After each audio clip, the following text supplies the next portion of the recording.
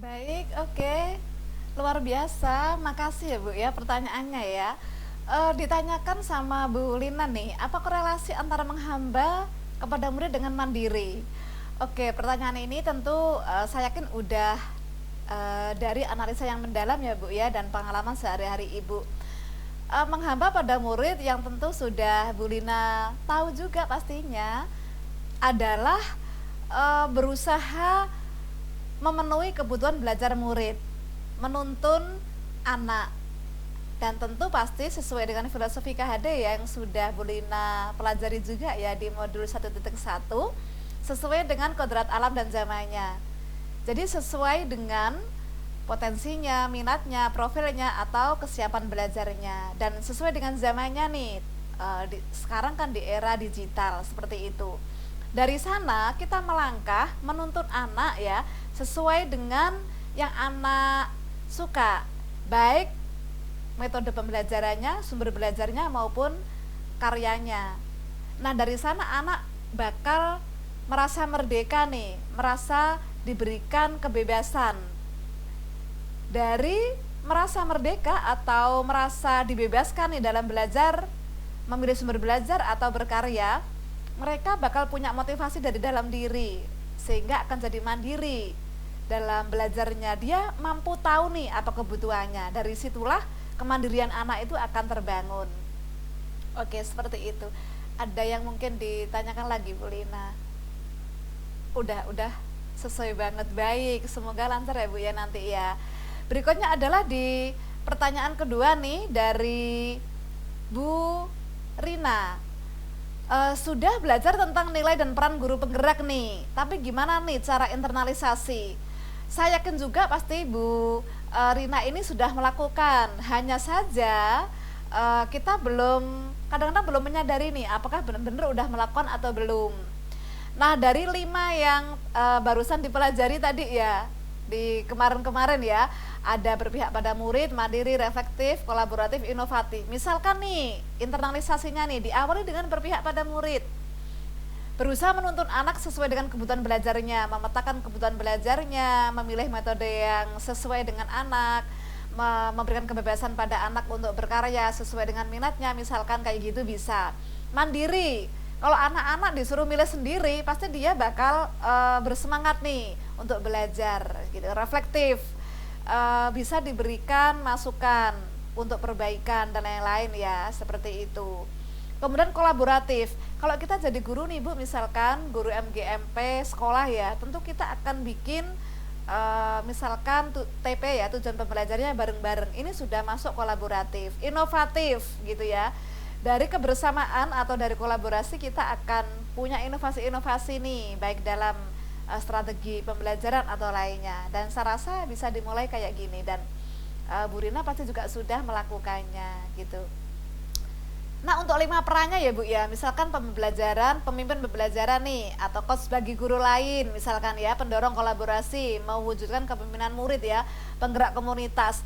Kalau bersamaan dalam satu waktu emang pasti belum bisa. Tapi kan ini bisa proses nih.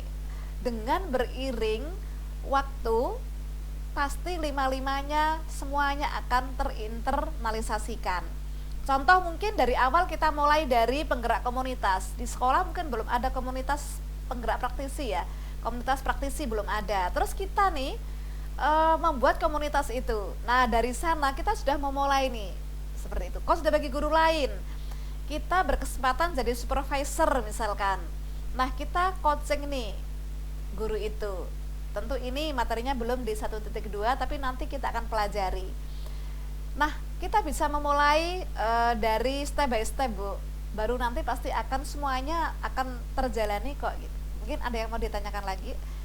Nggak ada ya Bu ya. Baik, terus berikutnya adalah pertanyaan yang cukup luar biasa ya, kompleks banget, pasti nanti jawabannya. Indikator apa sih dikatakan nilai-nilai kita dikatakan berhasil nih gitu ya. Tentu setiap sekolah punya visi misi, dan ketika visi misi itu tercapai bisa dikatakan berhasil. Tentu sesuai dengan daerah masing-masing ya, kearifan lokal masing-masing. Kalau belajar di kelas ya, pembelajaran di kelas ya, tujuan pembelajaran tercapai, udah itu bisa jadi sudah berhasil. Kendala yang ada bisa ditangani nih misalkan, gitu ya. Itu juga sudah bagian dari ketercapaian. Kalau secara sempurna pasti tidak ada yang sempurna ya. Cuma indikatornya ya tujuan itu tercapai.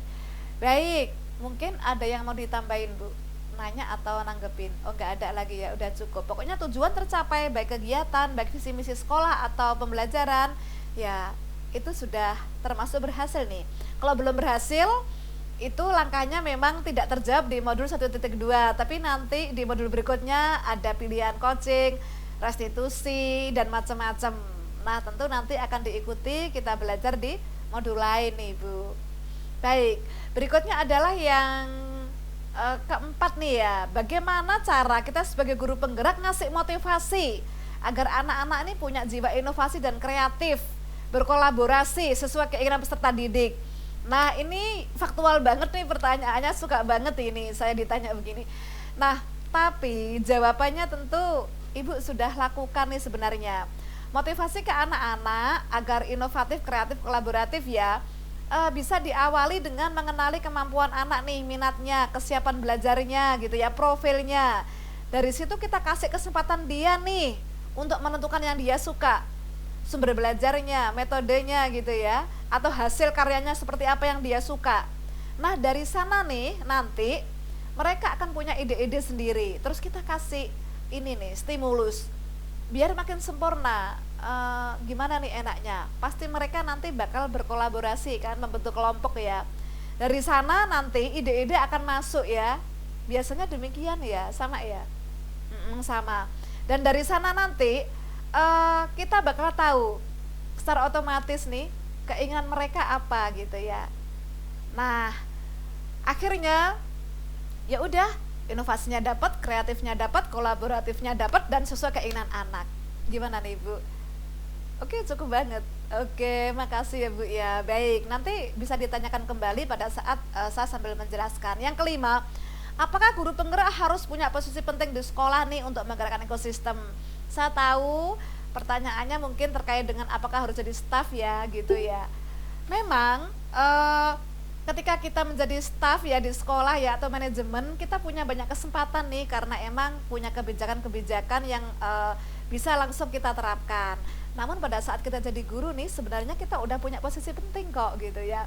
Posisi kita sebagai guru di mata anak adalah figur bagi anak, idola bagi anak ya, artisnya anak-anak. Itu udah penting banget. Dan tentu kita bisa memulai misalkan ya dengan modul 1.1 nih, memahami kebutuhan anak, memetakan gitu ya, refleksi misalkan, bikin keyakinan kelas. Terus kita sharingkan di komunitas belajar sekolah nih misalkan. Nah itu sudah menggerakkan ekosistem. Terus kita bikin misalkan komunitas belajar, kita meminta guru lain merefleksi di dalam kelas kita, seperti itu. Nah ini juga sudah termasuk sebagai cara menggerakkan ekosistem baik. Tidak harus menjadi manajemen, sebagai guru juga sudah sebagai posisi penting kok untuk kita semuanya gitu. Gimana nih Pak? Oke, emang kadang-kadang nggak sadar juga kalau kita udah penting ya. Kita penting banget kok buat anak-anak kita. Baik. Oke ya, baik. Terima kasih. Nanti bisa langsung chat aja kalau memang di tengah-tengah jalan ya. Pada saat saya jelaskan ternyata ada yang memang mau ditanyakan. Baik, saya lanjut ya. Oke, plus dulu dong untuk Bapak Ibu yang sudah menyiapkan pertanyaan. Thank you.